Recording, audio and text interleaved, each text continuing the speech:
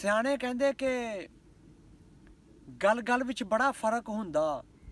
ਕਰੀਏ ਸੋਚ ਸਮਝ ਵਿਚਾਰ ਕੇ ਗੱਲ, ਗਲ ਖਾਕ ਵਿੱਚੋਂ ਛਾਣੇ ਮੋਤੀਆਂ ਨੂੰ, ਕਦੀ ਨਾ ਕਰੀਏ ਤਕੱਬੁਰ ਹਕਾਰ ਦੀ ਗੱਲ। ਤੇ ਇੱਕ ਗੱਲ ਨਾਲ ਦਾਨੇ ਪਰਿਆ ਜਿੱਤ ਲੈਂਦੇ, ਭਾਵੇਂ ਆਰ ਦੀ ਤੇ ਭਾਵੇਂ ਪਾਰ ਦੀ ਗੱਲ। ਇੱਕ ਗੱਲ ਨਾਲ ਧੀਆਂ ਦਾ ਸਾਕ ਕਰਦੇ, ਕੈਸੇ ਵਿਗੜੇ ਕੰਮ ਸਵਾਰ ਦੀ ਗੱਲ। ਤੇ ਇੱਕ ਗੱਲ ਨਾਲ ਕਾਲਜੇ ਛੇਕ ਪੈਂਦੇ, ਤੇ ਇੱਕ ਜਿਗਰ ਕਲੇਜੇ ਨੂੰ ਫਾੜ ਦੀ ਗੱਲ। ਕਹਿੰਦੇ ਕਿ ਭਰੀ ਪੈਸਿਆਂ ਨਾਲ ਜੇ ਜੇਬ ਹੋਵੇ, ਭਰੀ ਪੈਸਿਆਂ ਨਾਲ ਜੇ ਜੇਬ ਹੋਵੇ, ਫਿਰ ਕਦੇ ਨਾ ਕਰੀਏ ਉਧਾਰ ਦੀ ਗੱਲ। ਕਿ ਸਾਬਣ ਸੱਜਣਾ ਨਹੀਂ ਹੈ ਜੇ ਸਾਫ਼ ਕਰਦੇ, ਜਿਵੇਂ ਖੋਟੇ ਖਰੇ ਨੂੰ ਨਖਾਰ ਦੀ ਗੱਲ।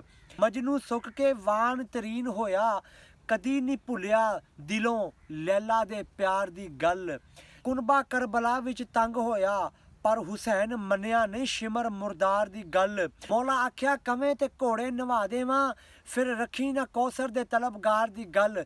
ਹੁਸੈਨ ਆਖਿਆ ਕਿ ਪਾਣੀ ਨਹੀਂ ਬੂੰਦ ਪੀਣਾ, ਰੱਖਣੀ ਹੈ ਸਬਰ ਕਰਾਰ ਦੀ ਗੱਲ। ਕਾਲੀ ਰਾਤ ਨੂੰ ਮੈਰਾਜ ਤੇ ਗਏ ਸਰਵਰ, ਉੱਥੇ ਕਰਨੀ ਸੀ ਯਾਰ ਨੇ ਯਾਰ ਨਾਲ ਗੱਲ। ਮੌਲਾ ਆਖਿਆ ਆ ਮਹਿਬੂਬਾ ਅੱਜ ਕਰੀਏ ਰਾਜ਼ ਪਿਆਰ ਦੀ ਗੱਲ। ਤੇ ਮਹਿਬੂਬ ਆਖਿਆ ਮੌਲਾ ਬਖਸ਼ ਦੇ ਉਮਤ ਮੇਰੀ, ਨਹੀਂ ਉਹ ਤੈਨੂੰ ਕੋਈ ਧਾਰ ਦੀ ਗੱਲ। ਮੌਲਾ ਆਖਿਆ ਮਹਿਬੂਬਾ ਬਖਸ਼ਤੀ ਉਮਤ ਤੇਰੀ, ਉਹ ਕਦੇ ਯਾਰ ਵੀ ਮੋੜਦੇ ਨਹੀਂ ਯਾਰ ਦੀ ਗੱਲ।